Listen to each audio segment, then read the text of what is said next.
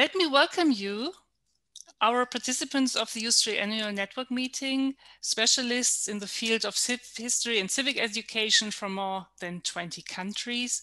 And a specific warm welcome also goes to the keynote speaker of today, Professor Jürgen Zimmerer. Herzlich willkommen. Welcome to the U3 Annual Network Meeting. This is the small Bismarck statue in Hamburg, in Altona. And this picture was, I think, from June or July last year. It normally comes without the red paint on it, as you have guessed. But in the wake of the Black Lives Matter movement and the protests against colonial monuments, somebody threw red paint on this statue. And I think it's a good way to start the discussion and see that what we discuss now is quite a emotional topic. It's quite a current topic. So we talk about history, but we talk very much about the present.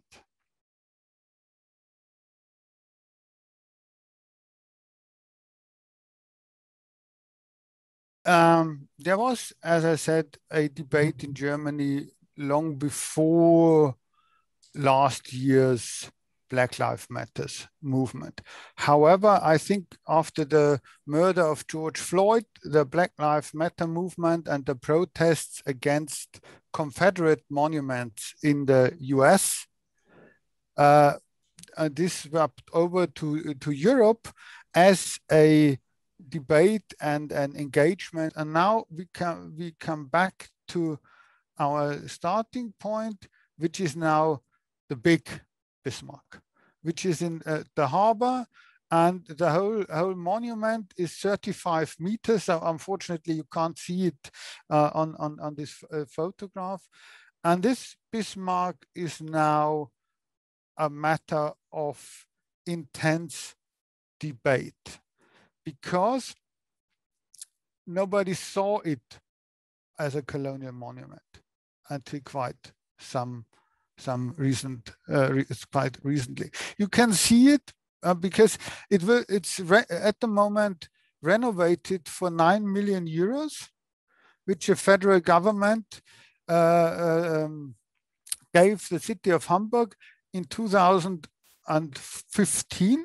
So at the same time, the Hamburg government decided to critically engage with Hamburg's colonial legacy, to set up a research institute into this colonial legacy. They also accepted money to renovate this Bismarck monument, apparently without thinking that both goes together. And for the 5 years, nobody sort of connected them. And with the debate on Black Lives Matter, suddenly, I mean, all sorts of documents were questioned, and Bismarck was then is now also seen by some as a colonial monument. Now, as a matter of disclosure, I was one of them who said it is a colonial monument. There are others who say it's not.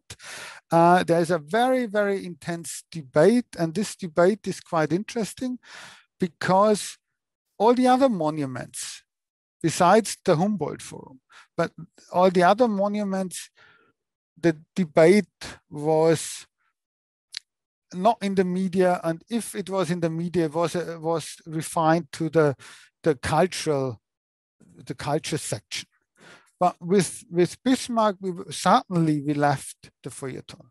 Suddenly it was on the political and in the political parts of the newspaper. Suddenly it were senior editors of very respectable German media writing in defense of Bismarck. And this raises the question now, why is that the case?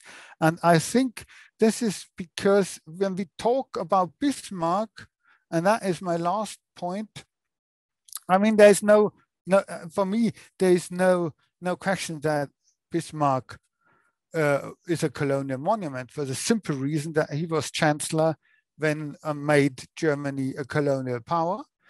And in order to protect this move, he was the host to the infamous Berlin Africa Conference between 1884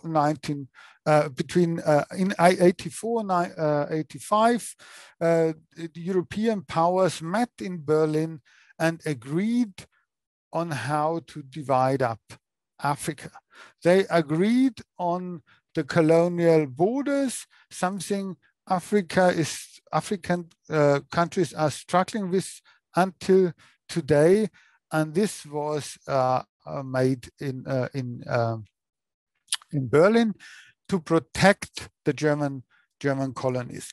And a couple of months ago, I had a colleague from Cameroon here on a video chat, and he basically said that Bismarck is also the founder of Cameroon. He's not only the founder of Germany, what he celebrated for here, it's also the founder of Cameroon. And this is something which is not addressed in public memory. And in this debate which we are having now, we have the question of whose memory and whose opinion counts, whose is heard, who can talk about, because negotiating the public space, the memory space, is negotiating collective identity.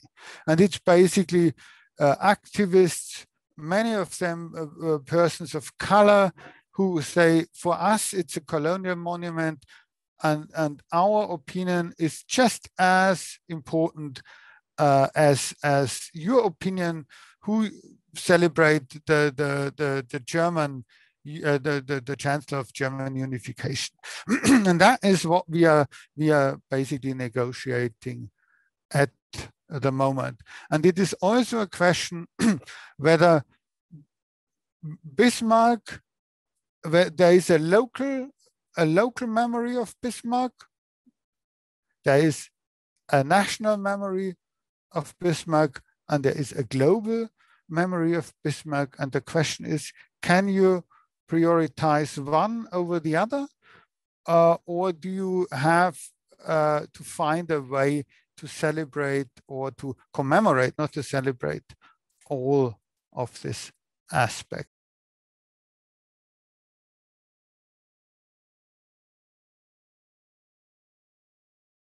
The problem is how to contextualize a 35-meter monument. I mean, even if you have a plaque there explaining, which is a meter by a meter, you just don't see it.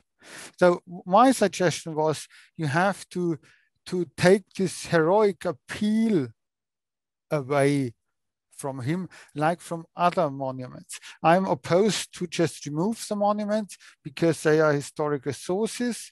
They are historical sources for the time and the mentality when this monument was put up. But I think we have to de-heroize it in a way. And one way to do that would be to, how they say, to have a 35-meter counter monument for a black woman from Africa. The opposite, because all the monuments from this area are male and are white and are politicians. Why not have the so-called nameless female victim of this action as a counter monument? Or what I would have preferred is actually not to renovate him, but let nature take its course. I mean, the normal way in world history is that monuments are erected and monuments fall down after a while. And I think if we had let him fall down, we would still be able to enjoy him for the next couple of maybe next 100 years or so. But we would see that time has moved on. But we are now, the problem we are having now is because in the debate, a lot of people say, oh, you want to change history by removing him. Actually, the decision to renovate Bismarck changed the natural course of history by saying, no, we stabilize. Stabilizing. And what we need is a debate, a broad debate, and we need to have as many voices heard as possible. And I would say also international voices. What does Bismarck mean in Cameroon? What does it mean in Namibia? What does it mean in Togo and Tanzania? And all these areas, how do they relate to him? And then find a way to deal with this monument, just as all the other colonial monuments. Colonialism is international, transnational entanglement, and we have to get away from saying we just look at the German about the European perspective, but to create this transnational perspective. Had we more success in combating anti-Semitism and racism in the society, had we really a not racist society, we could be a lot more tolerating with racist statues. Well, we are fighting an uphill battle against racism in this society. And that's why we have to look at all those statues and monuments which support a perspective of Germanness which is not modern German.